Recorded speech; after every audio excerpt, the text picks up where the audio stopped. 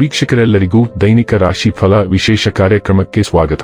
ಇವತ್ತಿನ ಈ ವಿಡಿಯೋದಲ್ಲಿ ನಾವು ವರ್ಷ 2026ರ ಫೆಬ್ರವರಿ ತಿಂಗಳಿನ 11ನೇ ತಾರೀಕಿನ ದಿನ ಕುಂಭ ರಾಶಿಯ ಫಲಗಳನ್ನು ತಿಳಿದುಕೊಳ್ಳಲಿದ್ದು, ಈ ದಿನ ಕುಂಭ ರಾಶಿಯ ಜಾತಕದವರ ಪಾಲಿಗೆ ಹೇಗೆ ಸಾಬೀತಾಗಲಿವೆ, ಈ ದಿನ ಗ್ರಹ ನಕ್ಷತ್ರಗಳ ಸ್ಥಿತಿಗತಿಗಳೇನು ಮತ್ತು ಇಲ್ಲಿ ಉಂಟಾಗಲಿರುವ ಯೋಗಗಳ್ಯಾವುವು, ಈ ಯೋಗಗಳ ಪ್ರಭಾವ ನಿಮ್ಮ ಮೇಲೆ ಹೇಗೆ ಕಾಣಿಸಿಕೊಳ್ಳಲಿದೆ, ಜತೆಗೆ ಈ ದಿನಗಳಂದು ನೀವು ಹೊಂದಿರಬೇಕಾದ ಎಚ್ಚರಿಕೆ ಏನು ಅನ್ನೋದೆಲ್ಲವನ್ನ ವಿಸ್ತಾರ ರೂಪದಲ್ಲಿ ಇಲ್ಲಿ ತಿಳಿದುಕೊಳ್ಳೋಣ.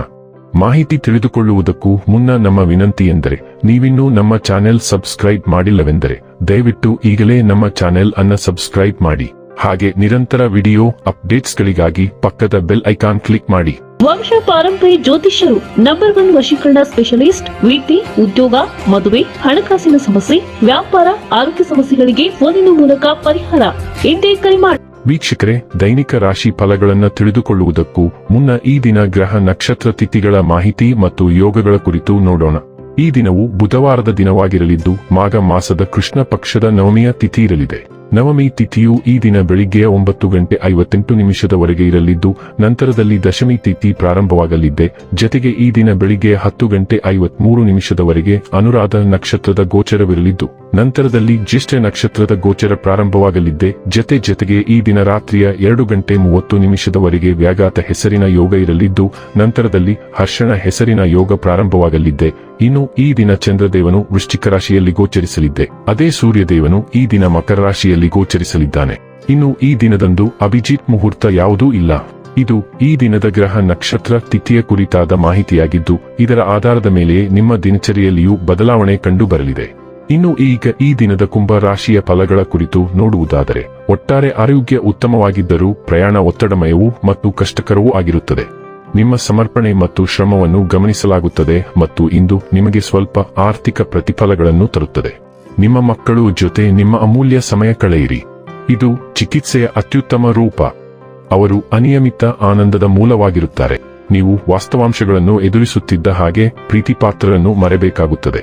ನಿಮ್ಮ ಕೆಲಸದ ಮೇಲೆ ಗಮನ ಹರಿಸಿ ಮತ್ತು ಭಾವನಾತ್ಮಕ ವ್ಯಾಜ್ಯಗಳಿಂದ ದೂರವಿರಿ. ನಿಮ್ಮ ಸಂವಹನ ಕೌಶಲಗಳನ್ನು ಪರಿಣಾಮಕಾರಿ ಎಂದು ನೀವು ಇಂದು ನಿಮ್ಮ ಪ್ರೇಮಿಯನ್ನು ಒಂದು ಪ್ರಣಯಭರಿತ ಡೇಟ್ ಮೇಲೆ ತೆಗೆದುಕೊಂಡು ಹೋದರೆ ನಿಮ್ಮ ಸಂಬಂಧ ಉತ್ತಮವಾಗುತ್ತದೆ. ಇಂದು ನಿಮ್ಮ ಪ್ರಭಾವಶಾಲಿ ವ್ಯಕ್ತಿತ್ವವೂ ಹೊಳೆಯುತ್ತದೆ. ಇದನ್ನು ಸ್ನೇಹಿತರು ಮತ್ತು ವಿಮರ್ಶಕರು ಗಮನಿಸುತ್ತಾರೆ. ಹಿಂದಿನವರ ಸಲಹೆಯನ್ನು ಗಮನಿಸಿ ಮತ್ತು ಉಳಿದವರನ್ನು ನಿರ್ಲಕ್ಷಿಸಿ.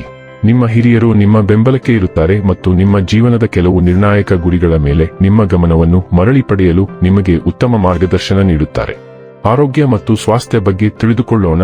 ನೀವು ಹೊಸ ವ್ಯಾಯಾಮವನ್ನು ಪ್ರಯತ್ನಿಸಿದ್ದೀರಿ ಮತ್ತು ಅದು ನಿಮಗೆ ಅದ್ಭುತಗಳನ್ನು ಮಾಡುತ್ತದೆ. ಇಂದು ನಿಮಗೆ ಅಭಿನಂದನೆಗಳು ಬರಬಹುದು. ನಿಮ್ಮ ಸೊಂಟದ ರೇಖೆಯಿಂದ ಕೆಲವು ಇಂಚುಗಳಷ್ಟು ಕಡಿಮೆ ಇರಬಹುದು. ನೀವು ಹೆಚ್ಚು ಶಕ್ತಿಯುತ ಮತ್ತು ಕ್ರಿಯಾಶೀಲರಾಗಿರಬಹುದು. ಹೊಸ ಹವ್ಯಾಸವು ನಿಮ್ಮನ್ನು ಆಕರ್ಷಿಸಬಹುದು ಮತ್ತು ನೀವು ಅದರಲ್ಲಿ ಸಂಪೂರ್ಣವಾಗಿ ಮಗ್ನರಾಗಬಹುದು.